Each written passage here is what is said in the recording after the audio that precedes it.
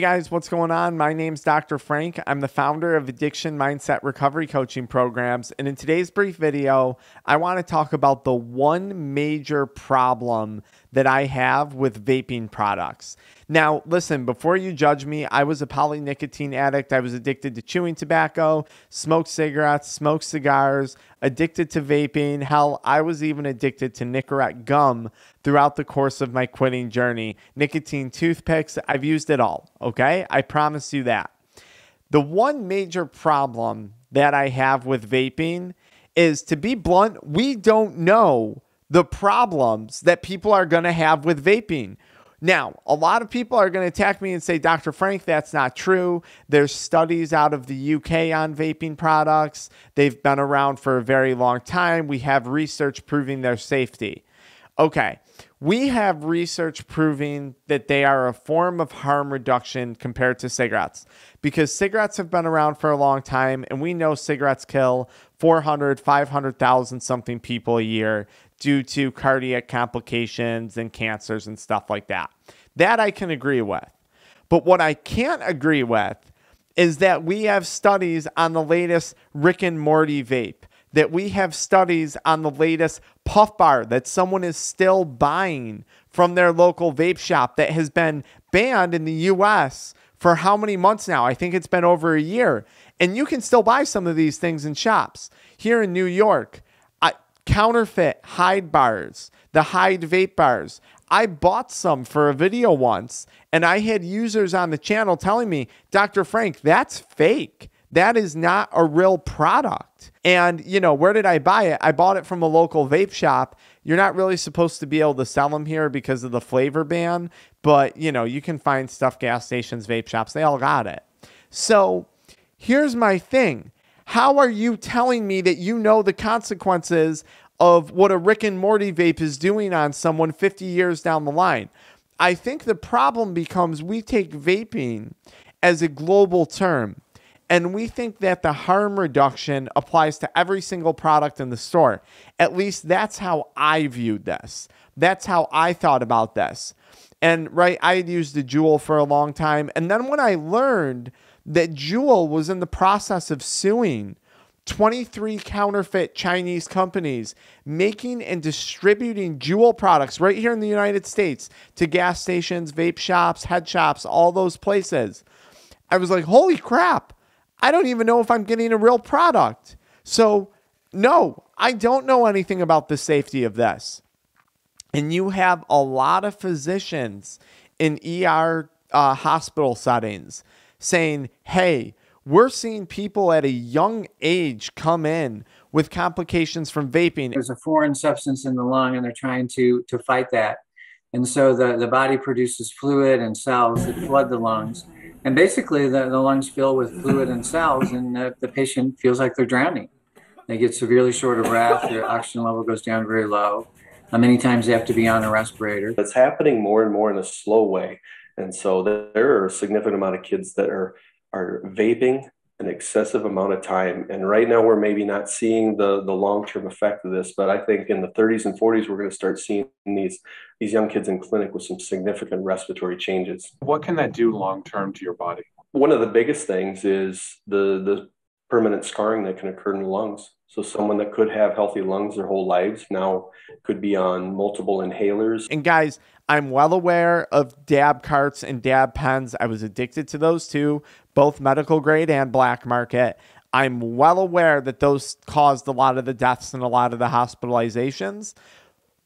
But it's still happening from vape products too. We're still getting a lot of hospitalizations. There's a study out there right now that says the average smoker's chances of having a stroke is around the age of 48, 50, 56. I think in vapors, they're looking at it being about 48 years old. The people who were using e-cigarette, they had earlier onset of stroke. Earlier onset of stroke, yeah. Neil Patel's study found the average age of a stroke victim from smoking tobacco was 59. But in people who vape, it's 11 years earlier at 48. And here's the problem. We're not going to know the consequences until people my age who continue to vape, who started when they were younger, hit their 40s, hit their 50s. It really started booming. I'm 32 now. I was born in 1989. I was really sucked into the vaping craze, okay, that phase of stuff. Even people a bit younger than me, even much more so.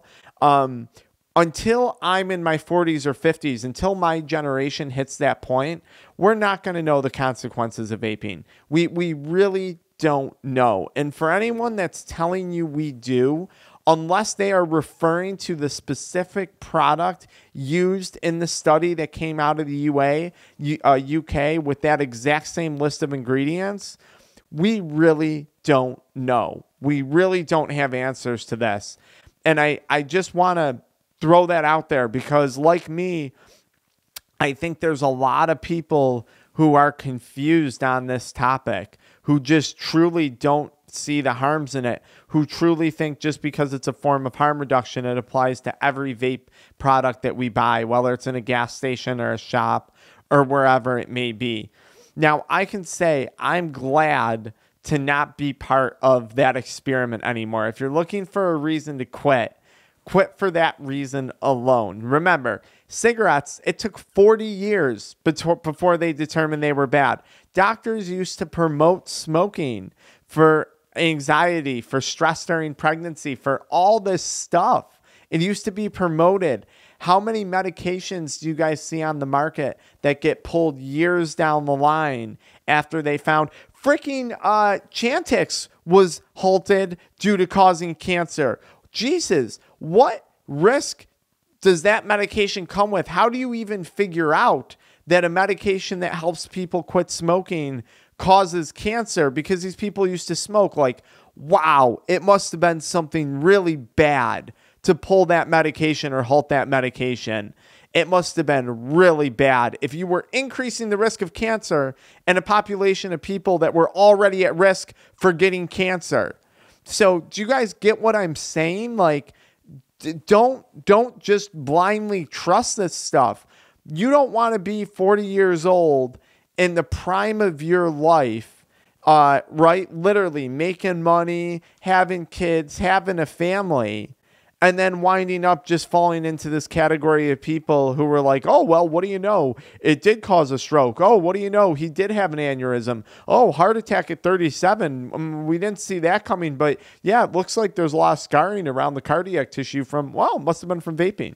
You don't want to be in the experimental phase of things, guys. I'm passionate about it because I fell for this. I fell for this marketing. I fell for this joke. Okay, it's a joke of a thing. So there you go. If it helped you quit smoking and your quality of life is better, by all means, keep doing it. That's great. I've said that in many other videos. Great form of harm reduction if you're using a quality product that's been tested and around for a while. Awesome. That's not what this video is about, though. This video is about quitting. That's why I make these videos. This isn't a channel that's, pro benefits of weed or pro benefits of jerking off or pro benefits of nicotine. If I wanted to make a channel about that, I would have. This is a side rant because I got so many people who say, Dr. Frank, don't you know there's benefits to nicotine? Dr. Frank, what about medical marijuana? Dr. Frank, what about the prostate health, the benefits of jerking off? I know. That's not what this channel's about. Go make your own channel about that. That's my answer to you. This channel is about helping people quit. This channel is about educating people about the dangers of those things. I know there's benefits.